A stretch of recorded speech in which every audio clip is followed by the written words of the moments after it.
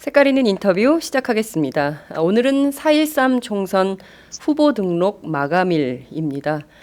선거일은 이제 D-19일로 다가왔는데요. 다음 주부터는 본격적인 선거운동 레이스를 밟게 되기도 하지요. 자, 그런데 여야 거대 양당은 지금 공천 후폭풍으로 아주 심각한 몸살을 앓고 있는 상황입니다. 이번 총선 결과가 어떻게 될까요? 오늘은 조국 서울대 교수님을 전화로 연결해서 정치권 사정 좀 살펴보도록 하겠습니다. 교수님 나와 계신가요? 예, 안녕하세요. 네, 오랜만입니다. 네, 오랜만에 출연해 주셨어요. 네, 네, 자주 좀 출연하시면 정말 좋을 것 같습니다. 미안합니다. 예. 여러분들 지금 어디서 보고 계십니까? 조국 교수님하고 얘기 나누고 있는데요. 보고 계시는 곳 알려주시면 제가 교수님께 또 설명을 좀 해드리도록 하겠습니다. 자, 그나저나 교수님 일약 예언가가 되셨어요. 김무성 대표가 대표직인 들고 부산으로 가버렸는데 이게 네. 사실은 그 조국 교수의 지령 때문이다. 막 이런 얘기가 이제 네. 저를 또 김무성의 책사라 하겠군요. 김무성의 책사. 네, 그러니까요. 아니 일주일 전에 이 말씀하셨는데 이게 딱 들어맞았습니다. 네, 네. 지금 어떻게 보세요? 새누리당의 지금 사태를 어떻게 보고 계십니까? 예. 전 두 가지 측면을 좀 보는데 하나는 뭐 당장 다 아시겠습니다만 이 적나라한 권력 투쟁의 결과고요. 이게 이제 청와대를 중심으로 해서 이 새누리당을 박근혜 친위정당 또는 뭐 진박 유일정당 뭐 이렇게 만들려고 하다가 부작용이 생긴 것이라고 보고요. 네. 두 번째 지금 사실은 김무성 대표나 유승민 그 의원 같은 경우는 예컨대 유승민 의원은 그 보수 정당 안에 있으면서 헌법적 가치를 지키려고 하는 것이라고 보고요. 네. 김무성 대표는 또 그 새누리당 안에서의 이 정당 민주주의를 지키는 것이라고 봅니다. 그래서 물론 뭐 각자 다 정치적인 그 꿈과 욕망이 있지만 네. 이걸 어떻게 할 것인가에 있어서 그 한쪽은 뭐 헌법이고 당헌이고 정당 민주주의고 관계없이 그냥 밀어붙이는 게 지금 현재 진박의 모습이라면 그에 네. 대한 저항이 이제 등장한 게 아닌가라고 보고 있습니다. 그렇군요. 말씀하신 대로 정치 안에서 제일 먼저 지켜져야 되는 것이 사실은 헌법적 가치인데 헌법이고 네. 당원이고 민주주의고 그냥 없이 그냥 막 밀어붙이는 이런 상황에서 그야말로 작은 어떻게 보면 큰 저항일 수도 있을 것 같은데요. 이것을 뭐 김무성의 쿠데타다 이렇게 보기도 하던데 그것은 아니죠. 아주 그러니까요. 그 새누리당의 당헌에 부합하는 저항이죠. 새누리당 당헌에 부합하는 저항이다 이런 말씀 주셨습니다. 지금 막 새누리당 당사에 김무성 대표 도착했다는 속보가 전해졌는데요.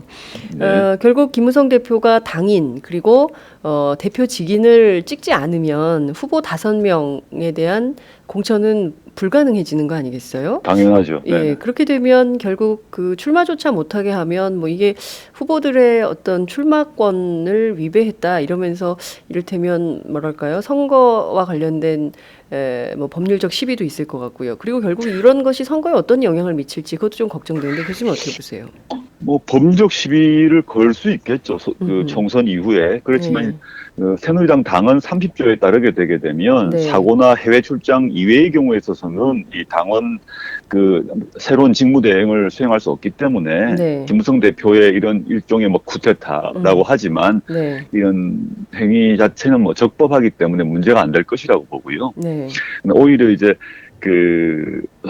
이 향후 이게 어떤 영향을 줄 것인가 생각해 보게 되면 네, 5명이 공천을 못 받는데 그분들이 주로 그 지역이 유승민계를 날린 쪽 아닙니까? 그렇죠. 물론 또 다른 은평 같은 경우는 또 다른 분이 예, 있습니다만은. 친이계, 예, 네네. 근데 초점은 대구일 건데 네, 그 유승민 의원이 출마하실 거고 당선되겠죠. 그렇게 되면 이 대구 지역을 중심으로 한 범수구 보수 진영의 균열이 시작될 거다. 이에 대해서 또 유승민 의원이 당선되게 되면 또 박근혜 대통령이 참으실 수가 없으실 거예요. 당선을 예, 유승민 당선을 당선되고 나면 예, 당선이 예. 되고 난 뒤에 참으실 수가 없을 거라는 아하, 거예요. 그럼 네. 또 여러 가지 흥미로운 일이 벌어지지 않을까. 또 이런 것을 만든 김무성 대표를 또 참으실 수가 있을까. 못 참으실 것 같아. 네, 예. 4월 이후에 김무성, 유승민 두 분이 당선되고 난 뒤가 더 큰 폭탄이, 연쇄 폭탄이 기다릴 것 같다는 생각이 듭니다. 아, 예. 아, 정말 저도 궁금한데요. 교수님 이번에 예언 2탄 한번 날려주시죠. 예. 그 4월 4월 이후에 박근혜 대통령이 유승민, 김무성을 향해서 어떤 입장을 밝힐까요? 어떤 행동을 할까요? 뭐 일단 유승민 의원에 대해서는 복당을 불허할 것 같고요. 네, 복당 불허. 예. 네, 그런데 김무성 대표 같은 경우는 당선되면 이미 당 내부 계시니까 어쩔 수 없는 거 아닙니까? 출당할 수는 없는 건데, 그렇죠. 그 공적으로는 진박이 다수라 한다면 당 내에서 각종 방식으로 징계를 추구하는 방법이 있을 것이고, 네. 당 내부의 징계를 넘어서 네네. 국가 권력을 동원한 각종의 압박과 겁박이 예상된다 생각합니다. 네. 아, 그렇군요. 사실 뭐 마약 사위 논란 때도 이게 뭐 좀 의도된 청와대 의도가 좀 있었던 거 아니냐 뭐 이런 기자들의 논란도 좀 있었는데요. 네. 당내 징계를 넘어서서 국가 권력이 동원된 방식으로의 대단한 압박이 있을 수 있다. 이런 예측, 예언 늘 해주고 계십니다. 그럼 그 뭐 김무성, 유승민 두 분이도 가만히 있진 않으시겠죠? 네, 그러니까요. 지금 막상막하의 대결 속에 결과적으로는 지금까지 수구 보수가 정말 대동단결해가지고 강고한 연대를 이루었는데 여기에 심각한 균열이 발생할 수 있겠다. 이게 결국엔 한국 정치 발전에 좀 도움이 되는 거 아닙니까? 어떻게 보세요? 결과적으로는 저는 뭐 유승민 같은 그 분의 생각, 근데 네. 뭐 헌법을 지키겠다. 저는 그분의 여러 가지 정치적 입장에 동의하지 않는 점이 많습니다. 네. 그렇지만 그분이 이제 과거에 그 원내대표 연설이라거나 최근에 뭐 탈당 선언문 등에 나오는 그런 가치 같은 게 좀 소중하다 생각합니다. 네. 그런 쪽이 오히려 다수를 이루는 게 한국 보수를 위해서 좋고 또 나아가서는 대한민국을 위해 좋다고 생각하고 있습니다. 네, 그렇군요. 사실 그 한국 보수를 좀 구분하자면 이념 보수 대 생활 보수 이렇게 좀 나눠서 구분지어서 보기도 하는데요. 그러니까 이를테면 네. 그동안 구태를 좀 범해왔던 친박의 사실 그런 이념 보수가 굉장히 많이 있지 않습니까? 그러니까 그런 측면에서는 네. 새누리당 자체가 좀 이렇게 우익당 뭐 이렇게 또 네. 만들어지고 또 다른 측면에서의 새로운 정당의 출현 가능성 이것도 좀 있다고 보시나요? 그건 아직 안 될 것 같은데요. 워낙 기반이 네. 수구 보수적 기반이 워낙 강하기 때문에 새로운 정당이 되기보다는 네. 정당을 만들기보다는 그 내부에 투쟁을 하는 방식을 택하지 않으실까 생각이 들고 네. 그런데 이제 지금 아직 박근혜 대통령이 임기가 2년이나 남았지 않습니까? 1년 반 정도 남았죠. 예. 네네네. 그럼 이제 지금 총선 이후에 대권 레이스가 시작되면 그때부터 저는 이 아주 진박 진영에서도 유승민 또는 뭐 김무성 등으로 월경하는 분들, 낮에는 진박, 낮에는 친박, 밤에는 친유 이렇게 되는 분들이 막 생길 거라 봅니다. 아, 내부에서요. 네네. 네. 참 그 치열한 권력 투쟁의 끝이 어디까지 갈지 이 막장 드라마라고 많은 국민들이 얘기를 하는데 이거는 사실 네. 일부에 불과하다. 4.13 네. 총선 끝나면 2라운드, 3라운드에서 더 재밌는 장면이 더 많이 나올 수 있다. 아니 지난번에 그 윤상훈 의원이 술자리 했던 말씀을 네네네. 보면 그 권력의 야수성을 정면으로 보여준 거 아닙니까? 죽여버려야 한다고 했지 않습니까? 그러니까요. 예. 그거를 이제 당하셨던 거 아닙니까? 박근혜 대통령은 당하셨죠. 그러면 그 다음 수를 어떻게 쓰실지 저는 윤 의원께서 말씀하시던 그 발언에 핵심이 있다 봅니다. 죽여버리겠다. 교수님 살벌해요. 뭐 제가 하겠다는 게 아니라 그분들이 하시겠다는 거 아닙니까? 그러니까요. 아, 정말 이 한국 정치 권력의 야수성, 살벌한 권력 투쟁의 그 내용이 어디가 끝이 될지 국민 여러분 잘 봐야 될 것 같습니다. 자, 네. 더불어민주당 얘기를 좀 해볼게요. 네네. 정말 논란이 많이 있었습니다. 결국 20대 총선 공천 결과 다 마무리가 된 상황인데요. 혁신위원으로도 활동을 하셨습니다. 이번 네네. 공천 어떻게 평가하십니까? 원래 이제 공천 관련 규칙을 제가 혁신위원으로 있을 때 그 혁신 공천을 만들었고 그게 네. 당원 당규로 확정되었지 않습니까? 그렇습니다. 그런데 이제 그 뒤로 이제 비대위가 만들어지면서 그 공천안이 많이 수정이 됐죠. 네. 그 비대위가 그 공천 관련 당규에 대한 개정권, 또 해석권을 가져갔기 때문이죠. 네. 그래서 저는 좀 그런 시스템 공천이 상당 부분 수정된 것은 좀 아쉽습니다. 왜냐하면 저희가 생각했던 것들은 기본적인 것을 이제 검증을 통해서 잘라내고 네. 그다음에 가능한 경선을 통해서 경선으로 들어오게 되면 승복률이 높아지거든요. 그렇죠. 이런 걸 설정했는데 여러 가지로 바뀌었다. 또 뭐 그 사정은 이해가 됩니다. 네. 근데 다행히도 네. 혁신안에 저희가 골간이라고 생각했던 것이 뭐냐면 안심번호제를 통해서 그 여론 수렴의 정확도를 높이고 네. 그다음에 그것을 신인 가산점을 줘서 결선 투표한다. 요게 있는데 요거는 유지가 된 것 같습니다. 네. 네. 이게 한번 유지가 됐기 때문에 다음번에도 쓸 수 있지 않을까. 그래서 그 점은 좀 다행으로 보고 있습니다. 네, 그렇군요. 근데 그 밖에 사실 이번에 논란이 빚어진 가장 큰 게 사실은 비례대표 공천인데요. 네네. 일각에서는 상당히 실망한 분들이 많이 있습니다. 특히 더불어민주당 네. 당원이나 지지자들의 경우에는요. 네네. 이게 뭐 순번도 막 바뀌기도 하고 뭐 하나하나 좀 짚어봐야 될 것 같은데요. 우선 네네. 칸막이를 나눴습니다. A, B, C 블럭을 네네. 나누고 네. A 그룹은 당선 안정권, 그리고 B, C 그룹은 그 투표를 통해서 결정한다. 이건데 이 자체가 당헌 위반이다라는 논란이 있었습니다. 뭐 논란이 아니라 당헌 위반이에요. 당헌 위반입니까? 그럼 예. 명백한 당헌 위반이고요. 그 네. 중앙위원분들이 제기했던 것이 언론엔 잘못 났습니다만은 네. 중앙위원들이 비례대표 2번을 김종인 대표에게 준다는 점을 가지고 비판했다라고 나왔는데 그건 일체건 오보고요. 그런 네. 말 자체가 나온 적이 없는 것으로 알고 있고 네. 중앙위원들이 계속 제기했던 것은 당헌 위반이란 겁니다. 당헌 위반. 이게 당헌에는 ABC 칸막이가 불가능하게 되어 있습니다. 그렇지 아니하고 네. 어떻게 해야 되냐면 대표가 갖는 지명권이 있습니다. 그건 대표 유지하고 네. 네, 나머지 쪽은 투표한다라고 즉 굳이 얘기하면 두 개의 칸막이만 가능합니다. 아, 대표 지명권하고 나머지는 다 투표. 예. 네, 대표적으로 그걸 하나의 칸막이라고 본다면 네. 두 개의 칸막이만 가능한데 이거는 3등분을 해서 칸막이를 만들어 둔 거죠. 이거는 중앙위원회 권한 침해입니다. 그래서 이제 나라로 비유하자면 비대위가 행정부고 네. 그다음에 비대위 대표가 대통령이라 한다면 중앙위원회는 국회거든요. 네. 그 중에서 국회에서 행정부를 견제한 사안이다라고 저는 보고 있고 네. 결과적으로는 사실 저는 잘 마무리가 되었다. 즉 대표의 권한도 존중되고 중앙위원회의 권한도 정당하게 행사됨으로써 잘 마무리되었다고 저는 보고 있습니다. 네. 중앙위 결과에 대해서 이 뭐 더불어민주당뿐만 아니라 정의당 혹은 그 밖에 다른 정당에서도 물론 새누리당은 아닙니다만 논평이 안 네네. 나왔습니다만 중앙위원회의 결정에 그 집단 지성에 감탄한다 이런 분들이 굉장히 많았습니다. 저 역시 그러합니다. 네. 아, 그렇군요. 집단 지성의 힘이 대단하다 뭐 이런 결론이었었는데요. 의성 농민이죠. 김현권 더불어민주당 농어민위원회 수석부위원장이 1위를 하는 이변을 토했습니다. C그룹에 있다가 실제 중앙위원회 선거를 했더니 1등이 된 거죠. 그러니까요. 그래서 사실 네. 당직자들이 C그룹에 있는 사람들은 살아서 돌아오기 어렵다고 다들 예측을 했었는데 중앙위가 그걸 완전히 바꿔버렸어요. 네, 굉장히 놀라운 결과인데 친구분이시죠. 사적으로는 뭐 제가 대학 동기고 옛날부터 알던 친구죠. 네. 아, 그렇군요. 어떤 분이세요? 저는 정말 훌륭한 친구라고 좀 말씀할 수 있겠습니다. 그냥 이건 다시 뭐 주례사적으로 칭찬하기 위한 게 아니라 네. 저희 동기 세대들이 학생 시절에 이제 민중과 같이 한다 이런 이상을 갖고 있었지 않습니까? 네. 근데 대학을 졸업하고 많은 분들이 뭐 정치권으로 간다, 저 같은 경우는 학계로 오고 언론계로 가고 이렇게 많이 전문가 집단으로 많이 갔는데 네. 이 친구는 그 당시에 대학을 졸업하자마자 나는 농민이 되겠다라고 선언하고 내려가서 20몇 년 동안을 소 키우고 뭐 농사지으며 살았어요. 정말 쉽지 않은 사람이다. 보통 그렇게 하다가 잠시 있다가 또 올라오고 이럴 수가 있는데 그때부터 지금까지 20몇 년을 25년 정도라고 보는데 네.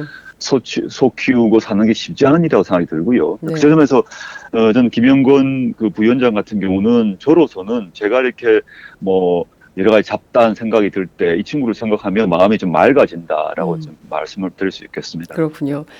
정말 마음이 맑아질 수 있는 분들이 국회로 많이 가야 한국 정치가 좀 맑아지고 투명해질 텐데 글쎄 말입니다. 이번에 어떻게 될지 모르겠습니다만 여하튼 그 농민 출신 국회의원이 사실 한국 정치에서는 그 예전에 이제 민주노동당이죠. 강기갑 의원 이후에는 그 맥이 끊겼다 이렇게 그렇죠. 평가를 하는데 김현권 부위원장 같은 분이 한국 정치에 이렇게 국회로 진출한다면 정치에 어떤 변화가 좀 있을 거라고 기대하세요?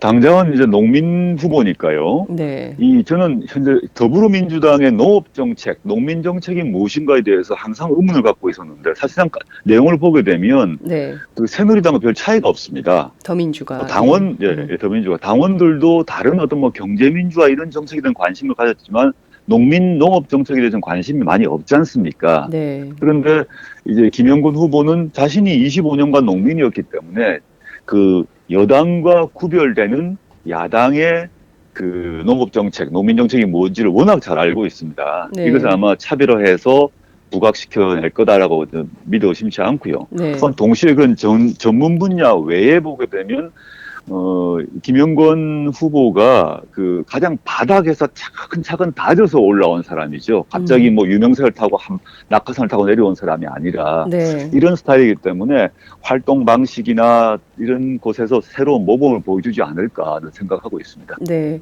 자, 바로 그 점을 좀 말씀을 드려야 될 것 같습니다. 바닥에서 차근차근 다져진 분들이 국회로 많이 진출해야 사실상 많은 그 시민들을 대변할 수 있는 대변자 역할을 할 텐데 이번에 네. 더불어민주당 비례공천 결과를 놓고 보니 낙하산 타고 내려오신 분들이 꽤 돼요.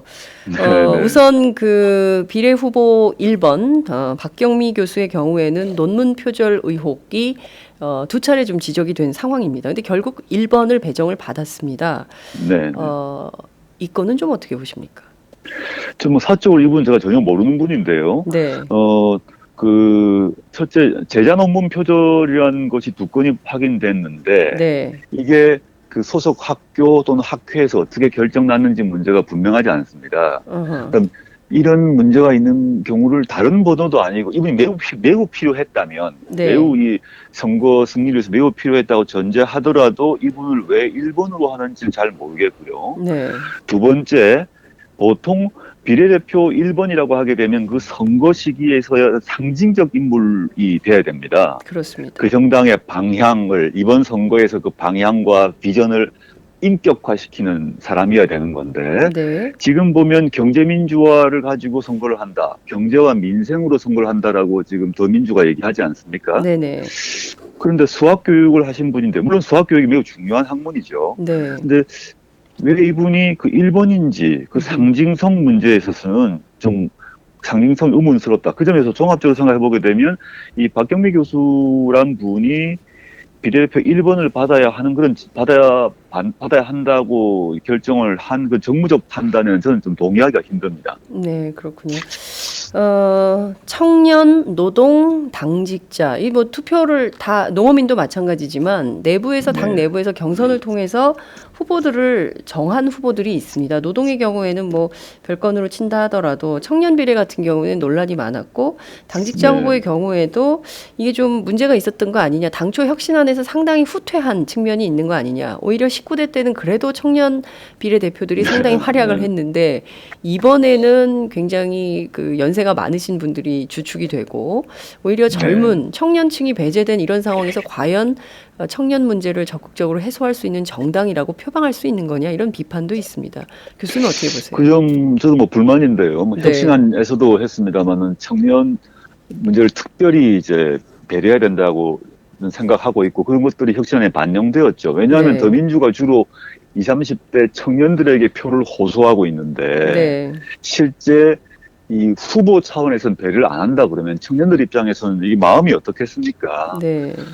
그런데 지금 이번에 보면 청년 비례 선발 과정을 보게 되면 논란이 또 많았지 않습니까? 여러 네. 가지 논란, 예. 사람 뭐 예. 부정 이제 그 지원서를 부정하게 누가 네. 봐줬다거나 또는 이력이 문제라거나 이렇게 이런 일이 발생했고 또 그 선발하는 과정에 있어서도 청년 비례 후보들의 연설, 토론 이런 기회도 없었어요. 네, 맞아요. 저는 왜 이렇게 해야 되는지 좀 의문스럽다. 그래서 그 점에 있어서는 좀 비판적으로 바라보고 있습니다. 네, 말씀하신 대로 정말 제일 중요한 게 후보들의 정견 발표이고 토론을 통해서 어떤 후보가 더 적합한가 판단할 수 있어야 되는데 당대표가 결정하지 않았으니까 하지 말라는 얘기가 있어서 이 후보 제가 토론조차 정확히는 모르겠습니다. 못했거든요. 아니, 이거 저희가 이제 네, 확인한 내용인데요. 김종인 네네. 대표가 본인 결재가 없었기 때문에 후보 토론하면 안 된다 그래서 토론조차 못했다. 네, 저희가 그걸 주최를 좀 하려고 그랬었는데 그래서 좀 네네. 황당한 일을 겪기도 그랬군요. 했었습니다. 예. 뿐만 아니죠. 지금 그 결과를 놓고 보니까요. 원래 선거법상 여성이 1번, 남성이 2번 이렇게 하도록 되어 있습니다. 특히 이제 시군구 의원의 경우에는 이 원칙을 어겼을 경우에는 후보 선정 자체가 무효화되도록 선거법에 나와 있는데 물론 국회의원은 그렇지 네. 않습니다. 네, 네, 네. 더불어민주당이요. 1번, 2번 여성, 남성 이렇게 잘 가다가 15번이 원래 여성이어야 되지 않습니까? 근데 이수혁 전 홀수니까요. 네, 근데 음. 이수혁 전 독일 대사가 15번에 공천이 됐습니다. 그렇죠. 네. 꼼수 아니냐 이런 비판이 있는데요. 특히 이제 이수혁 대사의 경우에는 김종인 사람으로 네. 이거 사천 아니냐 이런 비판도 있습니다. 교수님 어떻게 보세요? 이게 이제 뭐 선관위 법규 위반이죠. 아, 선거법 그런데 이게 위반이다. 예. 예, 근데 벌칙 규정이나 뭐 강제 규정이 아니기 때문에 이걸 뭐 선관위에서 바꿀 수는 없습니다. 음흠. 일단 법적인 측면에서 얘기를 하게 되면 그래서 네. 아마 그대로 갈 거라고 봅니다. 음. 그런데 여야를 막론하고 선거법의 정신상 홀수는 여성, 짝수는 남성으로 다 됐는데 이걸 왜 바꿨는지에 대해서는 매우 의아할 수밖에 없다. 음흠. 그런 말씀만 드리겠습니다. 네. 새누리당도 이렇게는 안 하거든요. 이건 뭐 모든 정당이 이렇게 안 하죠. 새누리가 아니라 그러니까요. 어떤 정당도 예. 그냥 홀짝홀짝 자동적으로 하게 되어 있는데 네. 요 경우만 순서로 바꾼 것에 대해서는 뭐 왜 그런지 매우 의문스럽다는 말씀밖에 못 드리겠습니다. 네. 교수님 말씀처럼 저희도 의문스럽기 때문에 이 점에 대해서는 좀 당 지도부가 입장을 밝혀야 되는 건 아닐까요? 뭐 안 밝히시지 않을까요? 그냥 넘어가 주세요. 뭐 이런 분위기로 비대위원 몇 분 네. 얘기하던데요. 좀 선거가 어렵습니다. 그냥 넘어가 주시면 안 될까요? 그만 문제 제기해 주세요. 막 이러던데 참 그렇게 해결될 문제일지는 잘 모르겠습니다. 자. 앞으로도 이럴까봐 걱정입니다. 네. 네, 앞으로도요? 앞으로도 이런 꼼수를 부린다면 이거는 당원들이 용납할까요? 이런 식으로 하는 거를. 지금 워낙 당 자체가 비대위란 말이 그러듯이 비상 상황 아닙니까? 그러니까요. 그 비대위 또는 김종인 대표님에 대해서 비판도 하지만 또 많은 당원 지지자들이 또 참고 넘어가기도 하고 용인하기도 하고 이런 상황인데 네, 향후에 이런 문제가 있다면 또 약간 또 달라지겠죠. 네, 잘 해주시길 좀 바랍니다. 네. 자, 어쨌거나 이번 총선 일여 다야 구도가 됐습니다. 몇몇 지역에서는 물론 다여 다야 구도가 되기도 했지만요. 이 전반적으로 이렇게 일여 다야 구도가 될 경우에는 야권에 상당히 불리하다 이런 전망이 우세한데요. 그럼에도 불구하고 야권 연대, 연합정치, 후보 단일화 이건 굉장히 요원한 상황인 것 같습니다. 교수님 네. 이번 총선 결과 좀 어떻게 예측하십니까? 뭐 일여다야가 야권에 불리하다는 것은 이제 뭐 수학의 문제가 아니라 산수의 문제죠. 네, 불리하죠. 네, 복잡한 수학 문제가 아니다. 그냥 계산을 해보게 되면 불리한 것이다. 네, 근데 현재 지금 국민의당 같은 경우도 야권 연대 완전 거부를 선언했고 네, 또 김종인 대표께서도 마찬가지로 말씀하셨고 하다 보니까 참 복잡한 상황이 됐습니다. 근데 지난 선거에서 보게 되면 수도권에서 한 2, 3% 사이로 승패가 갈린 데가 많은데 네, 근데 수도권에서 뭐 국민의당이 또는 정의당이 뭐 당선은 못 된다 하더라도 2, 3%는 확보한다는 거죠. 그렇죠. 이런 점에서 좀 고민을 새로 해야 되지 않나. 저는 뭐 이제 현재 당대당 차원에서 야권 연대는 이미 물 건너간 상태 같고요. 네, 그래서 오히려 지역 단위에서 또는 또 개인별로 이렇게 이제 하는 방식밖에 남지 않았다라고 생각하고 있습니다. 네, 최근에 보니까 그 가장 먼저 했던 게 이제 부산 사학압의 최인호 네. 후보 혁신위원이셨는데 네, 이분이 부산 사학압에서 국민의당 최민호 후보 이름이 약간 비슷한데요. 최인호, 최민호, 예, 네네. 예, 해서 합의를 해서 최인호 후보로 단일화가 이루어졌어요. 그 네. 지역에서는. 네, 이런 식의 노력들이 계속되어야 한다라고 생각이 듭니다. 네. 문재인 전 대표가 최근에 이제 정치 활동 재개를 하고 계시는데요. 야권 후보 단일화를 성사하기 위한 노력에 적극적으로 나서고 계신 걸로 보입니다. 뭐 창원도 가시고 울산도 가시고 그러시더만요. 그러니까요. 네. 특히 이제 울산 북구에서는 무소속 윤종호 후보 손을 좀 들어주고, 물론 이제 더불어민주당 이상원 후보가 이제 안 된 건데요. 네네. 뭐 이런 노력, 이런 것들이 선거 결과에는 뭐 좀 긍정적 영향을 미칠 수 있다고 보십니까? 야권에 더 많은 의석을 차지하기 위한 노력이에요? 저는 그런 노력 이 계속되어야 한다고 봅니다. 지금 현재로는 뭐 이것이 갑자기 어떤 영향을 미칠지 전국적으로 이루어지지 않고 있고 네. 지역적으로 부문별로 개인 차원에서 이루어지기 때문에 예측할 수 없습니다만은 앞으로 한 달간 그 당과 당 차원은 아니라 하더라도 지금 문재인 대표가 하고 있는 노력 또는 뭐 최인호 후보가 성사시키는 그런 것들 또 창원에서 노회찬 후보가 하고 있는 이런 것들이 계속돼야 되는 것이 아닌가라고 생각하고 있습니다. 네. 근데 그 두 전현직 대표의 입장 차이가 좀 있는 것 같습니다. 문재인 대표는 야권 연대를 해야 되고 직접 그런 현장을 다 다니고 계시고요. 반대로 또 네. 김종인 현 비대위 대표는 야권 연대는 없다 이런 주장을 하고 있습니다. 네. 뿐만 아니라 또 선거 관련해서도요. 물론 선거에서 이기려면 중도 보수표까지 합리적인 보수표까지 끌어모아야 되는 것은 맞지만 진보 세력이나 뭐 이른바 민주화 운동 세력을 배제해서 하는 것은 옳지 않다라는 게 문재인 전 대표의 입장이고요. 그리고 또 김종인 대표의 경우에는 과거 친노 운동권 세력이 이대로 있는 한 이 당의 변화는 없다. 그래서 반드시 그 일부 세력에 대한 수술이 필요하다 이런 입장을 제기하고 있습니다. 네. 두 대표 간의 입장이 이렇게 다른데 이게 좀 어떻게 통합의 리더십 이런 게 가능하겠습니까? 글쎄요. 지금 뭐 두 측면이 있는 것 같은데요. 저는 김종인 대표하고 문재인 의원하고의 생각이 다른 건 이제 분명한 것 같습니다. 음흠. 또 양측의 지지 기반도 다른 건 사실인 것 같습니다. 그런데 김종인 대표 아까 이제 야권 단일화 운동에 대해서 말씀하셨는데 네. 문재인 의원이 지금 뭐 그 야권 단일화를 위해 노력하고 계시지 않습니까? 네네. 근데 김종인 대표가 그걸 하지 말라는 말씀도 안 하세요. 어, 그러니까 본인은 네. 공식적으로 야권 연대는 없다라고 말씀을 계속 하시지만 문재인 대표가 울산, 창원 어디 막 돌아다니면서 하시는 것에 대해서 하지 말라는 말은 안 하신다는 거죠. 이게 그 양자의 관계 또는 이 두 개인 또는 두 그룹의 어떤 연대의 관계를 모습을 보여주는 게 아닌가 생각을 하고요. 네. 그 다음에 이제 이 당의 총 노선, 향후의 방향에 대한 문제가 있는 것 같습니다. 네. 서로 강조점이 다르죠. 김동인 대표께서는 좀 오른쪽으로 가자, 중도를 확장하자 이런 쪽이시고, 네. 문 대표 같은 경우는 뉘앙스로 봐서는 또 반대측인 것 같습니다만은 제가 문재인 전 대표가 손혜원 위원장 사무소에서 했던 어제 연설인가요? 그걸 네네. 보더라도 그러하고 또 그 이전의 연설에도 사실 마찬가지인데요. 문재인 대표가 전당대회에서 당대표가 됐을 때 연설도 그러합니다. 문재인 대표의 연설이 일관된 게 뭐냐면 더민주라는 정당은 중도개혁을 지향하는 연합정당이란 것입니다. 저는 제 생각과 같고요. 그 점에 있어서는.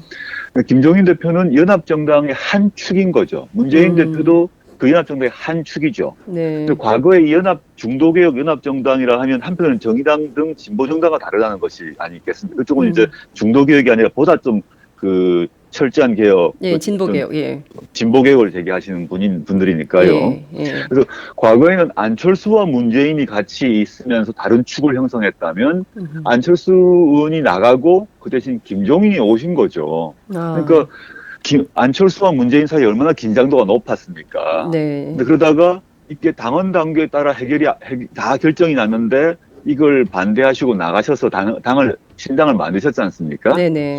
그럼 앞으로의 교훈은 전 안철수가 나가고 김종인이 왔다. 그러면 서로 생각이 달라요. 이걸 어떻게 서로 생각 다른 사람들끼리 공동의 목표를 향해 나아갈 것인가를 고민하는 게 맞다. 너 생각이 내 생각과 다르다. 이 말을 강조하는 것 별로 의미가 없다고 봅니다. 그러면 뭐 탈당해서 새로 만들어야죠. 그런 방식은 좀 옳지 않다고 보기 때문에 네. 두 사람의 이름으로 이제 대변되는 겁니다만 김종인과 문재인 또 그 각각을 지지하는 분들이 어떻게 공생할 것인가의 문제를 고민해야 된다라고 좀 보고 있습니다. 네, 그렇군요. 교수님 말씀을 들으니까 깔끔하게 좀 정리가 됩니다. 중도개혁을 지향하는 연합정당인 더불어민주당 내부에서 문재인 대표와 김종인 대표가 각각 한 축을 차지하고 있는 것이고 그런 측면에서는 이른바 언론에서 지적한 김종인 사단을 이번에 좀 구축하려고 했다. 비례공천에서요. 이제 이런 얘기들. 그것도 저는 정치인으로서 자연스러운 행위라고 봐요. 김종인 대표가 자기 사단을 구축하려고 하는 것, 모든 정치인은 자기 사단을 구축하려고 한다고 봅니다. 네. 그 자체는 도덕적 비난 대상이 아니고, 문제는 자기 사단을 구축하려고 할 때 그 당의 소속 당의 당원과 당규를 따랐는가의 문제를 봐야 된다 생각합니다. 네. 경제민주화 전도사 이렇게 김종인 대표가 불려지지 않습니까? 그리고 실제 그러시죠. 네. 이 당에 온 것은 그 더불어 성장론, 공정경제 뭐 이런 얘기를 굉장히 많이 하셨는데요. 실질적으로 이번 비례공천에 꼭 그 필요하다고 대표 추천으로 들어간 최운열 교수의 경우에는 로스타 네. 사건 때서도 저희가 그 여러 칼럼을 통해서 확인됐듯이 이분 여전히 자본 친화적인 교수 아니냐. 그렇다면 기존의 문재인 대표 등이 얘기해왔던 유능한 경제정당론에 따른 그런 노선과 좀 다른 결이 다른 경제민주화라는 거 아니냐. 결국 대자본 중심으로 가서는 한국 사회의 어떤 경제 발전에 기여를 할 수 있겠냐 이런 비판도 있거든요. 그 점은 교수님 어떻게 보세요? 저는 뭐 총선 끝나고 난 뒤에 네, 이제 경제민주라는 단어는 다 동의하고 있지 않습니까? 그렇죠. 근데 경제민주화의 구체적 내용이 무엇인가는 사실은 구체적인 정책과 이런 것들을 만들면서 이제 나올 건데, 네, 저는 총선 이후에 아마 전당대회에 있을 것이고 또 뭐 대권 뭐 경쟁도 있겠습니다만 그 과정에서 이 더민주라는 정당이 경제민주화, 민생복지 등을 그 추상적 단어를 넘어서 구체적으로 뭘 할 것인가를 논의를 하고 논쟁을 해야 된다고 봅니다. 그 논쟁 속에서 사람의 생각이 다르지 않겠습니까? 네. 김종인 대표가 생각하는 경제민주화는 이 정도다. 그럼 네. 문재인은 이 정도다 하면 그걸 가지고 논쟁하고 그 다음에 합의하고 절충하고 해야겠죠. 네. 그거는 저는 그런 논쟁을 회피하고 예컨대 뭐 당대표의 지시에 따라서 경제민주화 내용이 결정난다 이런 건 있을 수가 없는 일이다라고 생각하고 있습니다. 그래서 논쟁 자체가 필요하고 반드시 해야 된다고 생각하고 합니다. 네. 굉장히 명쾌한 논쟁이 빠르게 진행되기를 바랍니다. 궁금해요. 예. 저도 그리고 희망하고 있습니다. 예. 지금 보면 새누리당은 새누리당대로 또 더불어민주당은 더불어민주당대로 서로 뭐 어느 정도 이게 막장 경쟁을 하는 거냐라는 SNS상의 비난, 뭐 비판 여론이 굉장히 많은데요. 그러니까 두 당, 거대 정당 두 당 모두 이렇게 보여주는 구태 정치의 반복이 많은 유권자들의 눈살을 찌푸리게 하는 게 사실입니다. 그래서 네. 이번 선거 뭐 해봐서 뭐하냐 이렇게 스스로 포기하는 분들도 굉장히 많으실 것 같은데요. 교수님 끝으로 이번 선거 네. 19일밖에 남지 않았습니다.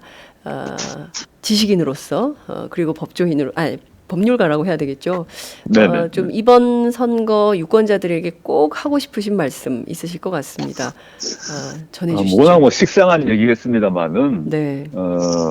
선거란 것은 최선을 선택하는 것이 아니라 뭐 차악을 선택하는 거라는 얘기를 다 하지 않습니까? 그거를 기억하셔야 될 것 같고 여야 모두가 우리가 원하는 방식의 공천, 뭐 내부의 논쟁 이런 것들 하고 있지 않은 건 사실이다라고 생각을 하면 저는 이런 생각을 해야 될 것 같습니다. 이런 것 때문에 내가 선거를 하지 않게 되면 이 상황 자체는 하나도 변하지 않는다라는 것이죠. 네. 이런 그 지름탕 같은 모습 속에서도 유권자가 주권자인데 주권자로서 자신의 표를 던지는 것이 필요하다. 물론 그 표를 던질 때 우리가 살아가고 있는 세상의 고통이 어디에 있는가? 다르게 바꿔 말하면 나의 고통, 나의 걱정, 불안 이런 것들을 어떻게 해결할 것인가를 먼저 생각해 놓고 그런 이 문제를 나의 고통을 줄이고 나의 꿈을 실현하기 위해서 이 자기 지역구에서 누구를 찍을 것인지 정당을 누구를 찍을 것인지 선택을 할 때만 아까 그 꿈과 고통의 문제가 해결될 것이라고 봅니다. 네. 교수님 정말 감사합니다. 오늘 말씀 잘 들었습니다. 네, 고맙습니다. 또 나오세요. 아이고 제발. 네, 교수님 자주 바쁩니다. 연구실에서 지금 할 일이 너무 많습니다. 그래도 교수님을 뵙기 원하는 저희 팟짱의 시청자들이 너무 많아서요. 다음에는 스튜디오에서 한번 할 수 있는 영광을 주시기를 바랍니다. 네, 한번 나가겠습니다. 나중에. 네, 교수님 말씀 잘 들었습니다. 고맙습니다. 네, 고맙습니다. 네네.